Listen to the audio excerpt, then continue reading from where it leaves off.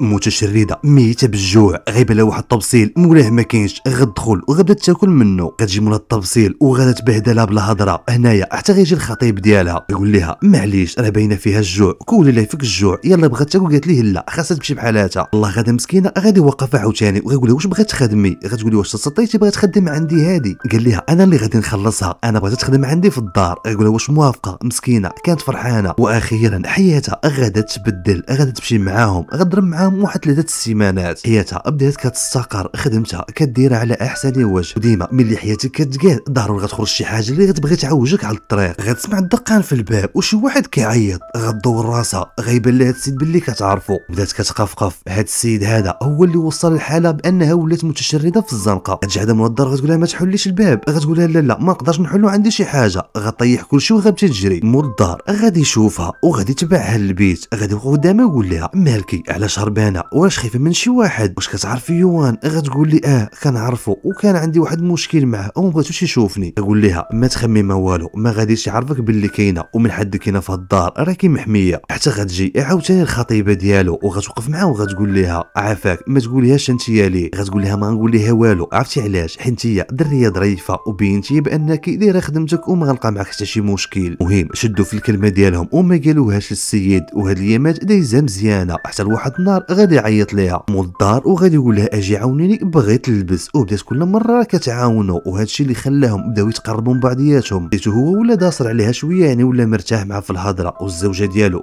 او الخطيبه ديالو اللي ما كايناش هنا، اللي هامه هو انها تجي تاخذ الفلوس وتخرج عاوتاني تخسر. واحد النهار هو جالس في البيتو ديالو وكيكتب واحد اللعيبه باش يقولها نهار العرس، ولكن ما جات حتى شي فكره، ما جا حتى شي سنتيم. ومن جيته اشنو غادي يقول لها؟ غتجي عنده الخدامه وغتقول ليه اشنو مبرصتك؟ قال لها ما عرفتش اشنو كتب. قالت لي نقدر نعاونك. قال لها واش قادره توقفهم قدامي ونهضر انايا؟ قالت ليه واخا. غادي يهز ورقه وغادي يقول شنو كاين. شويه شاف راسو مرتاح، غادي يحط الورقه وغادي يقول هذاك الشيء اللي في قلبه. ولكن هاد الهضره كانت كتعنيها هي شخصيا، يعني عنده دي سونتيمون من جهتها هي. تخربقات في المشاعر ديالها وما قدرت تعترف بحتى شي حاجه ومشات. هنايا غتساطح مع مولات الدار او الخطيبه، غتقول ليها مالك؟ غتقول ليها والو. غتقول لها بغات تخبي عليا، راني عارفك باللي كدوري بالخطيب ديالي. هاد حاجه اخرى، راني قلت ليوان بانك كاينه عندنا في الفيلا وسير هز الفاليسه ديالك وهربي قبل ما يجي، وداك الشيء اللي غادا دير. غتهز الفاليسه وغادا بحالاتها، غادي يوقفها منظر يقول لها فين غادا؟ غتقول لي صافي بغيت نسالي هنايا. حاول انه يوقفها ويقول لها ما عندك فين تمشي راكي محميه، ولكن بغات تمشي شويه السيده حتى غتخبر. ما غتبان حتى نهار العرس غتجي دايره واحد الكابيش فوق راسها وكتسلت وغتاخذ بلاصه، ولكن ماشي البلاصه الزوينه حيت ريحات حدا يوان. ويوان غادي يشدها ويقول لها انت رجعتي عاوتاني ما بين يديا. العروسه غتشوف بعينها اشنو واقع، غتقمز. وهنايا تغيدور العريس وغادي يشوفوا وغادي يقدر انه يوقفوا عند حده ويقول يطلق من الدريه. بدا كيمثل عليه بالصواب، ولكن غادي يوقف حتى لعنده وغادي يجر الدريه وغادي يقول ليه نتايا غتمشي لدارك وتسنى السيد عاد البوليس. يقول لها حتى هي علاش ما قلتيش لي الحقيقه من الاول بان هذا السيد هذا كان كيتعدى عليك؟ العروسه غيطلع لها الدم وغتقول له يلا خاصنا نكملوا العرس. غيقول لها سمحي لي ولكن ما بغيتش نزوج بك انت،